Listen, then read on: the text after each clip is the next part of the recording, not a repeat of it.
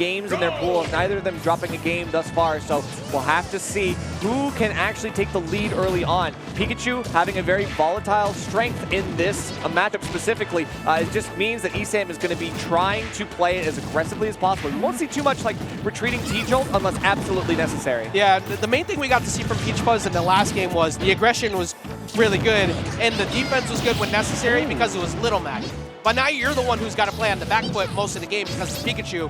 How are you going to be able to reverse that? And so far, not too great, but we'll see if he can make the adjustments as the match goes on. I want to see if PeachFuzz is able to get his footing, because ESAM has been pretty well off stage for these edge guards, but you can always go around. There's a lot of gas in this tank for Rob, so you can find your way back from even the most dire of situations, and that could be good. Once you have this ability to overtake and make ESAM bleed a little bit, you gotta make it worth it, but still, we're getting a dash attack, and that's a very strong option for kills.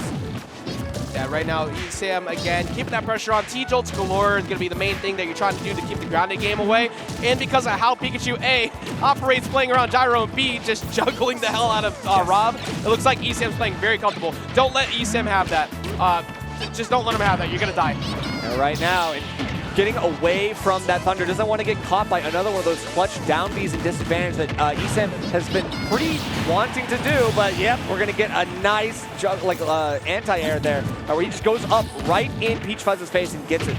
Good condition on Fear too, because he's been juggling him so much. You want to mash air dodge because you need to get out, and then he just covers it with Thunder. And it's not like he loses too much there anyways, because if he messes up, you take a trade off of Nair maybe with a back air, or you get back air, you keep it going. All right. Uh-oh, gets caught by the gyro, getting a little bit too far. I thought he wanted to straight up cross up, but then he maybe got a little cold feet and started fading back in. That was definitely one of the best emergency escape button gyros I've seen in a little while. Yeah.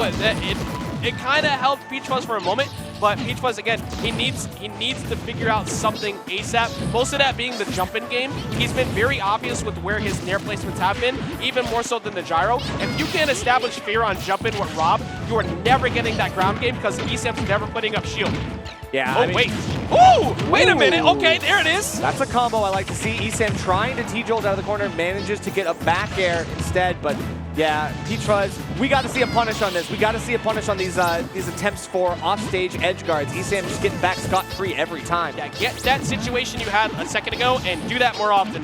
Like when he gets the hit, the return on investment from the hit is actually not too bad, but it's finding the hit has been so difficult. The jabs looks for a panic option, trying to get a spot dodge. He gets a shield poke, covers him on his roll back in. Damn. There's not much you could do in that situation other than say GG, because even if you don't roll back in there, there's a high likelihood that ESAM can also guess correctly, go for forward smash on that, or just keep going with down smash. It covers so much, and if you neutral get up in that position, like honestly, let's break this down play by play here. Jabs, right? You're afraid, you want to jump, so you put up shield. ESAM gets that shield poke right there. Boom. Now, you are stuck in this tech scenario. One of two things happens. A, he runs up, he gets down smash coverage on neutral get up anyways. B, you try to get up attack, and ESAM ran up in a position where it was quick enough you could get shield probably on reaction if he saw you mashing that get up attack. But beyond that, that down smash covers roll in, and that neutral get up, you're essentially screwed unless you got him to make a mistake and you got the get up attack. Yeah, ESAM already putting on a lot of shield pressure, the great block strings to set up a situation like that. It just means that he's playing on another level. PeachFuzz got to unlock the potential right now, because ESAM still looking for those aggressive approaches. Now with gyro in hand, what can he do with it? Yeah, there were small moments, and this is a big opportunity right here. Actually, no, this is the opportunity. You needed to try and keep building off that. Don't lose to it. Yeah, don't lose to attack off stage. Reset, get your stage control, and keep building. Honestly, this is the best moment that PeachFuzz has had all match. And this is the tough part. Trying to do it with laggy aerials like Nair and down air. If you're able to catch quick attack with those, that could be very doable, but right now PeachFuzz is not really worried about throwing that out, just wants to catch the come down, doesn't want to wait for ESAM to go too crazy. Yeah, that was that shot of shield not really working on Pikachu. Many characters, yes, but because Pikachu could so quickly get that shield back up or pancake the situation, it would be easy to want to autopilot to that option, but PeachFuzz now losing this big lead that he had. He had 124, and he finally catches a mistake with that nair on his way down. ESAM was not ready for it. That's what I want to see, is even those delayed options can still have their use against a quick character like Pikachu. We're getting a quick get-off-me tool with the Thunder. ESAM has been keeping that on a trigger finger. Gotta be careful, because PeachFuzz does not want to get caught by the Thunder itself or the hit on Pikachu. Pikachu is in a prime position to just take this away, minimize that damage nerf, because he had so much going for him nerf, but now he's at 120, and he's not been able to really rack on that additional damage yet. It is still Pikachu, so it's not easy to do, but you need to try and find that success at ledge like you did last time, and it looks like maybe he's starting to get some confidence going here in the second stock. Good shield discipline thus far. He is going to get that shield poked out. You can see ESAM relentless with these multi-hits to try to whittle it down. And he goes for the fade in. I like the micro spacing on the F tilt. Doesn't want to mess up too bad. He's just going to wait for the get up option. And now you know forward air isn't killing at ledge, but unless he goes off stage just like that. So ESAM was able to find it as he jumped off, but if I was PeachFuzz, I'd be trying to get back into go high. Oh, dude, if he doubled up on that and he killed him, I might have went up there and shook his hand, because I would have never seen double Skull Bash kill. That would have been insane. That would have been insane. But right now, PeachFuzz is still trying to stay alive. He's got a lead. He's got to keep this lead, because right now, ESAM is starting to barrel down. These multi-hits are becoming more and more untenable. Yeah, and every trade is in your favor from this point. So you want to try and get him at least to around 120 or so. I'm pretty sure that will kill with an up throw on Pikachu. But you gotta find that. You gotta find that damage. There's one. There's your two. I think up throw kills at this point, so it's on deck.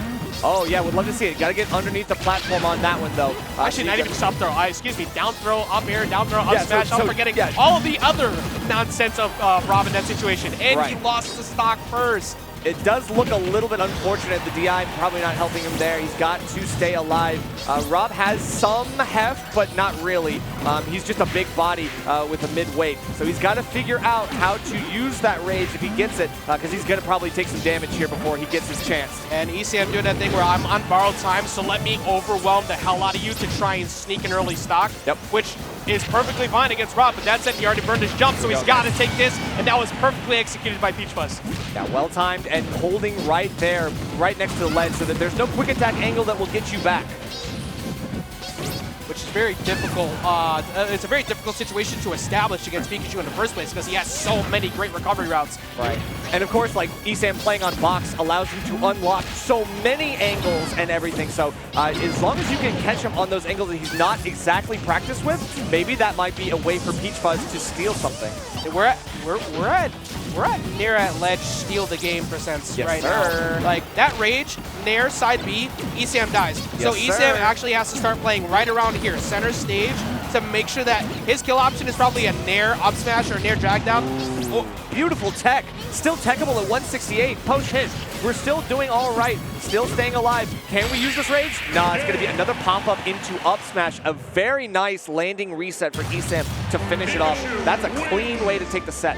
Yep, all he needed again was that nair hit, drag him down, guaranteed KO option at that point. You start fighting for center or vying for center, because you don't want to stay in there the whole time. It makes it obvious, and that's going to be a free zoning game for him. But, you know, kudos for PeachFuzz through most of that, because there were quite a few moments where we saw strength was there, the knowledge was there, but ESAM was able to play the matchup that much better. Of course. And then that's the difficult part of the matchup that you talked about, right? Like, Rob being a big body lends itself to getting comboed. Rob having slow aerials sometimes lends itself to being beat out by quicker options from Pikachu. And if you're able to get some stocks beyond that, even with all those things on the table, that's still a great victory. And I mean, this means that even though he might be in losers, still has a chance to make this out. Very doable. We've already seen a couple of big names showing up. We saw a pretty intense one there from Light a little while ago that led to one of my favorite moments already at the tournament, and that's only the beginning. We've only started the day, but that does not mean we still have a lot more games to play. We have a lot still on our way. We're going to go ahead and sign up for a moment. We're going to introduce some new people up here. We will be right back with some more Super Smash Con action. Don't go anywhere.